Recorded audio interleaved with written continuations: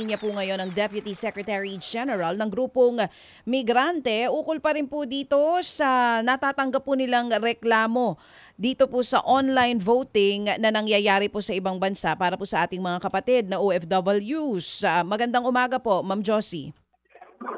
Hi, good morning din po, madam. Magandang umaga po. Maraming salamat po for being on the show. Ma'am, una sa lahat, ito po mga natatanggap ninyong reklamo mula po sa overseas voters natin tungkol po sa palpak na pre-enrollment o online voting experience nila. Meron po ba tayong partikular na mga bansa o rehiyon kung saan may pinakamaraming reklamo? Sa natanggap po namin, sa natanggap namin mga report mula sa Asia Pacific, Hong Kong particularly, at saka sa Italy. Doon sa Italy, Northern Italy, merong 19,000 voters pero ang pre-enroll lang ay 400 as of April 11. Sa Hong Kong naman, hindi pa rin naabot ng kanilang total voters na naka-register doon sa bilang na naka-pre-enroll dahil sa hirap nga ng pre-enrollment po. Sige po. Okay, so ang issue dito, ay pre-enroll, no? Yung muna siguro Pre-enrollment. ating ipaliwanag, hindi pa ito yung actual na pagboto, ma'am. Yes. Yes po. Sige po. Sige po. Yung pre-enrollment process kasi ay kailangan kahit nasa listahan ka ng registered overseas voting list, ay kailangan mo pa rin mag-pre-enroll para makaboto po sa online voting. Ngayon, doon po sa mga natatanggap naming report, ito, example sa Hong Kong, marami siyempre, yung kababayan natin, magaling sa Facebook, pero yung process po, nahihirapan. Kasi unang-una, mahirap ang identification sa document o yung passport at saka sa mukha. Panay ang error. Saka inaabutan na ng time out, kaya back to zero ulit. Nahirapan pa nga sa OTP kasi 5 minutes lang ang validity at late dumarating ang OTP. Yun po. At yung karanasan naman ng mga sa pag-online pre-enrollment, no, kailangan ng dalawang device kasi unang-una, pati sa karanasan nila, kung hindi nag-work yung link at yung QR code ang gagamitin, kailangan talaga ng isa pang device to scan the QR code. Wala namang scanner or wala namang upload function ng QR. So literal po, na-scan lang talaga. Yung iba nga, hindi nila alam yung scanner. Oo. Dito nga po sa inilabas yung pahayag, may mga nagsusumbong sa inyo na wala sila dun sa listahan, hindi nakapag pre-enroll. Na-raise din po ba nila po itong concern nila dun sa mga embahada? At ano daw pong mangyayari? Makakaboto pa daw po ba sila? Hindi po makakaboto pag hindi naka-pre-enroll. Meron namang ginawa ang Italy, Milan consulate na bukas silang Sabado-Linggo in order to accommodate yung mga nahirapang mag-pre-enroll.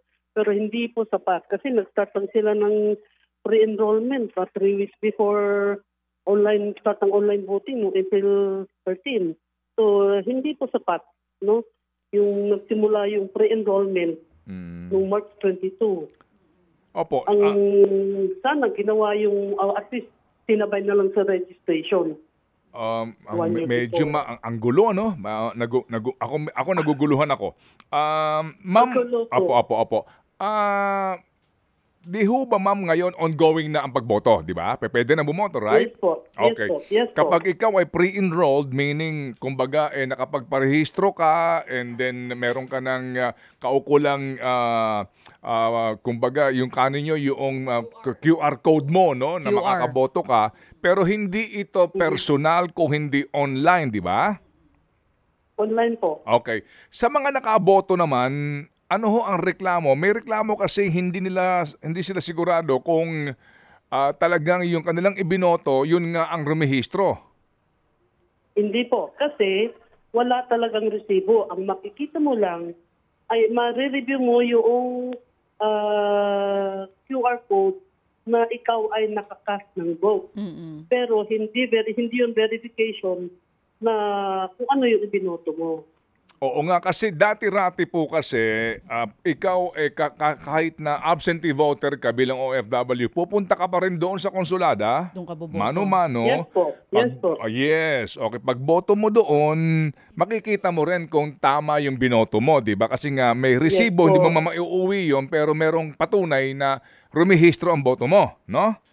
Yes po. Yes Okay. po. Ngayon kasi dito nga sa overseas voting na style na ito, dahil online ito, wala nang pagkakataon na malaman mo na talagang yun ang rumehistro. Kung tama. Kung tama, no? Yes po. Yes po. Okay, sige. So dito ngayon sa inyong mga reports, ano ang pag-estimate ninyo? Gaano karami ang mga dapat talaga rehistradong botante overseas na baka ma-disenfranchise?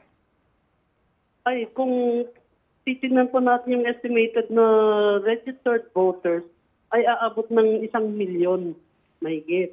Ngayon, tulad na nung sabi namin sa Italy na lang, na 119,000 voters, 400 pa lang ang naka-pre-enroll as of April 11.